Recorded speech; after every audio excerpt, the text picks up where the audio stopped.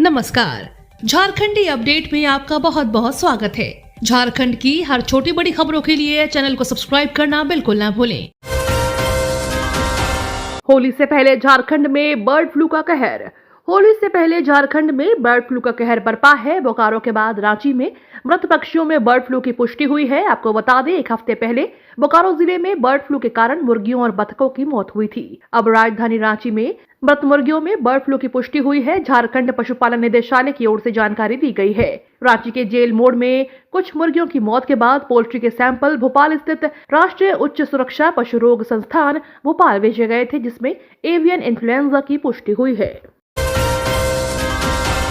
बोकारो में अवैध शराब फैक्ट्री का भंडाफोड़, 1 करोड़ की नकली शराब जब्त। झारखंड के बोकारो जिले में एक अवैध शराब फैक्ट्री का भंडाफोड़ किया गया है। इस दौरान करीब 1 करोड़ रुपए की नकली शराब जब्त की गई।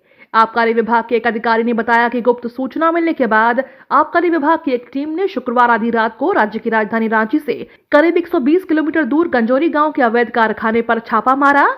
बताया जा रहा है कि कारखाना गंजौरी गांव के एक बंकर में चल रहा था। हमने मौके से 2000 लीटर स्पिरिट, 300 कार्टून नकली शराब और शराब बनाने के लिए आवश्यक अन्य सामान जब्त किया है। जब्त शराब की कीमत लगभग 1 करोड़ रुपए आंकी गई है।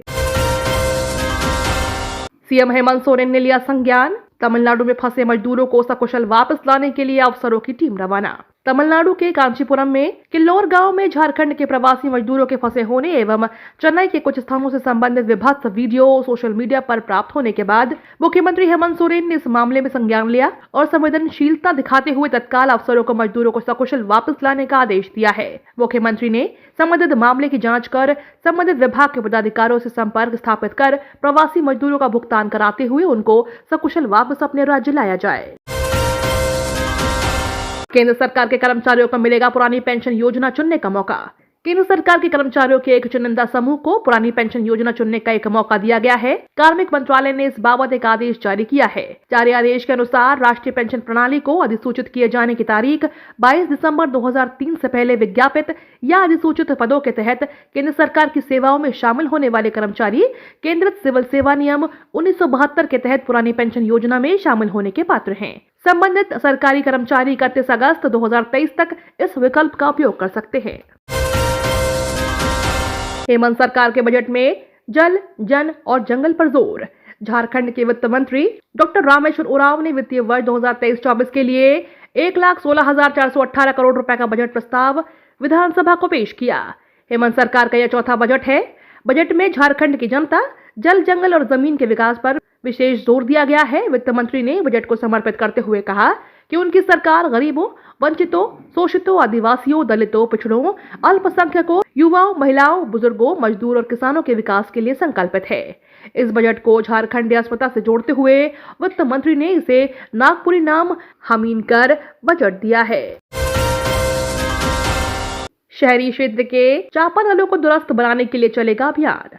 गुमला नगर परिषद शहरी क्षेत्र के चापानलों को एक पखवाड़े के दुरुस्त करने का अभियान चलाएगा। नगर परिषद के ईओ संजय कुमार ने गर्मी को देखते हुए अपनी टीम को जन शिकायतों को गंभीरता से लेते हुए बेहतर मॉनिटरिंग और निगरानी के साथ अभियान चलाकर चापानलों को दुरुस्त कारगर बनाने के निर्देश दिए हैं। शहरी क्षेत्र में करीबन 400 हैंडपंप हैं।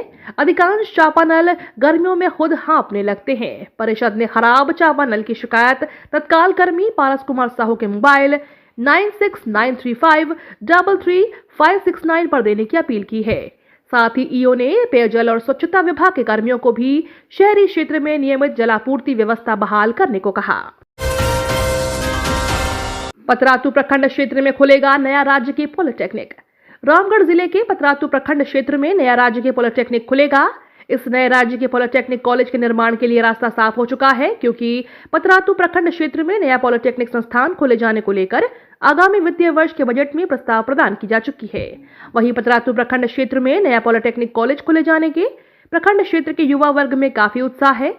उन्हें अब लगने लगा है कि यहाँ पर पॉलिटेक्निक कॉलेज खुलने से तकनीकी शिक्षा के लिए उन्हें बाहर नहीं जाना पड़ेगा। झारखंड में 2 लाख सरकारी पद खाली। झारखंड के युवा रोजगार की तलाश में आंदोलनरत है। वहीं अगला राज्य गठन के 22 साल से अधिक गुजर जाने के बावजूद अब तक नियोजन नीति पर सहमति नहीं बन पाई है। सीएम की ओर से हाल ही में नियोजन नीति के नए प्रारूप को मंजूरी दी गई। इस नीति से युवाओं की तकदीर किस तरह से बदल जाएगी यह बता पाना मुश्किल है।